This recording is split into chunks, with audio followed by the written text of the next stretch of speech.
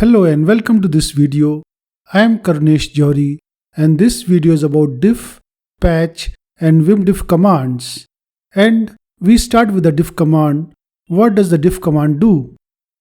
Diff is a program to compare files. Diff is available in most Unix-like environments and definitely available in GNU Linux operating system. Diff is mostly used to compare two versions of a file. The usage is diff options file v1, file v2.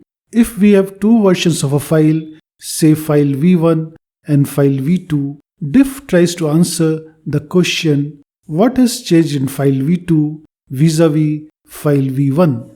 And if you look at this usage where we compare two versions of file server.c, you can see it gives us a list of lines that have been changed, been added or deleted in server1.c as compared with server.c. For each difference, there is a character C, D or an A in the middle indicating a change, deletion or an addition respectively. Then there are two numbers, one before and another after this character.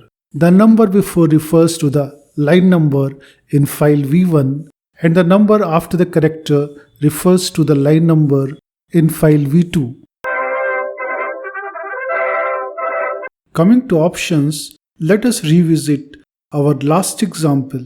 The first two differences, 1c1 and 24c24, appear to be only related to spaces. That is, there is a difference in number of spaces. In the context of C programming, this is not significant. There is an option -b which tells diff to ignore changes in the amount of spaces. And if we use -b, in our example, we can filter out the first two changes, which are not significant for us. And if we look at the changes 58D57 and 59A59 near the end, these involve blank lines. And in the context of C programming, blank lines are not significant. There is an option -b which asks diff to ignore changes where the lines are all blank. And if we use -b option, we can filter out these changes and we are left with changes where only text has changed.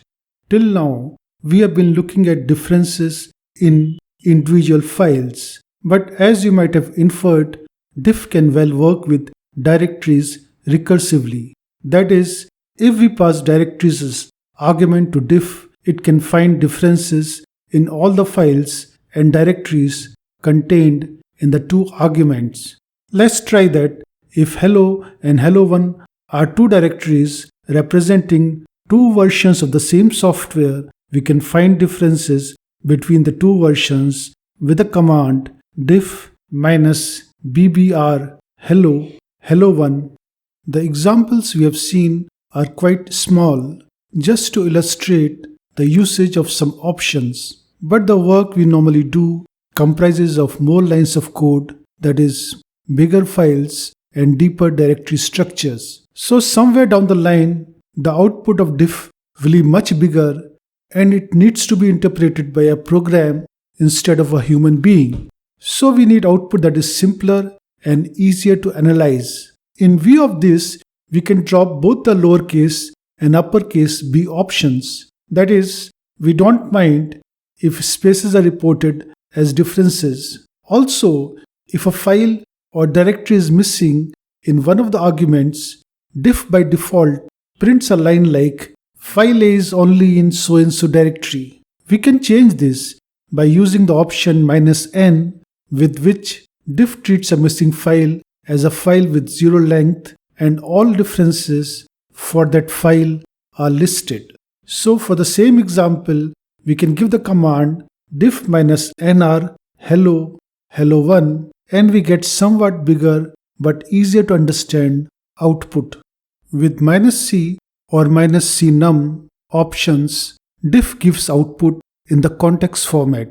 For each change, num lines are printed before and after for context. That is, these lines provide a context to a person to locate and understand the changes in the file.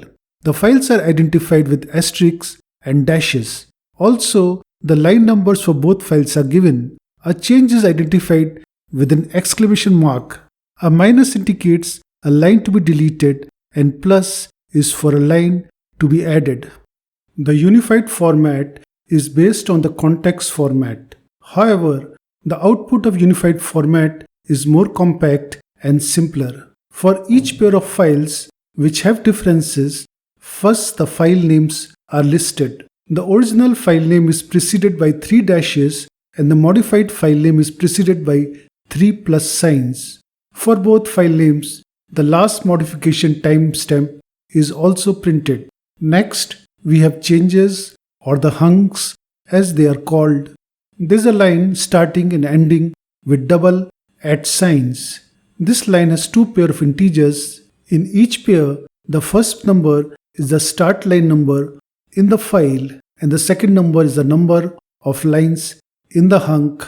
The first pair starts with a minus sign and is for the original file, and the second pair starts with a plus sign and is for the modified file. In the hunk, the lines which are not modified and are only listed for context are preceded by a space. The lines which have been added to the modified file are preceded with a plus sign. Similarly, lines which are deleted in the modified file are preceded with a minus sign. The unified format for diff has become some sort of a standard, and it is good to get used to options minus NUR.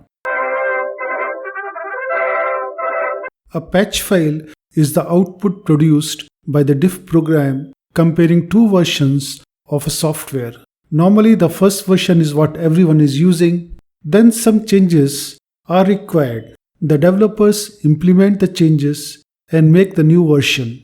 They run the diff between old version and the new version and arrive at the patch file, which is the diff output between the 2 versions.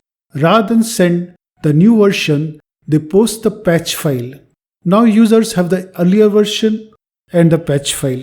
Using the two, the users can generate the new version of the software, and they do that using the patch command. First, change directory to the root directory of the software, then run the command patch -pnum less than patch file, where num is a positive integer like 1, 2, 3, etc. To understand pnum, let's look at a patch file, which is the output of diff between hello and hello1 directories. Let's say we have hello and hello.patch and we wish to generate the new version hello1. To execute patch, we need to go to the hello directory. Now if we look at the patch file, the differences start from hello/ onwards, but we are already in the hello directory. So we need to skip up to the first slash and then do the patch operation. That is why the command in our case is patch -p1 less than /hello.patch.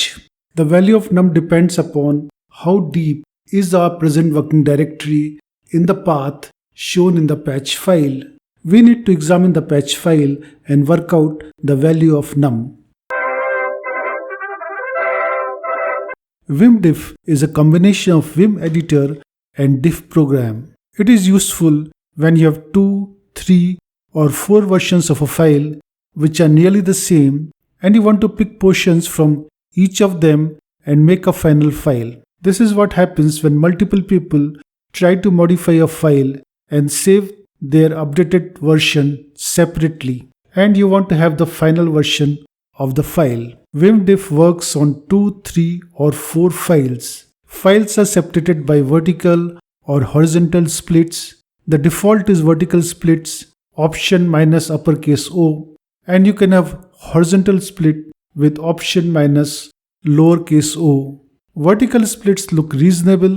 To move the cursor between files, press Ctrl+WH to go to the file on the left, Ctrl+WJ to go to the file below, Ctrl+WK to go to the file above, and Ctrl+WL to go to the file on the right. And you can use all the Vim commands for editing and saving files. As an example, we'll try to use Vimdiff with two versions of hello.c and arrive at the final file.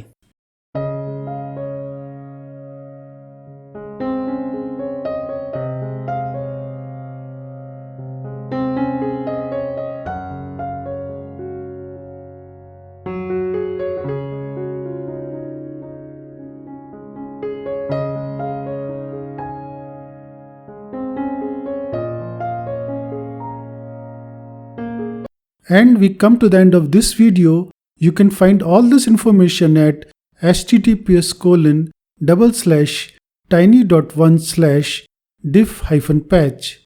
Please share this video and subscribe to my channel. Thanks very much for watching. Take care and stay safe.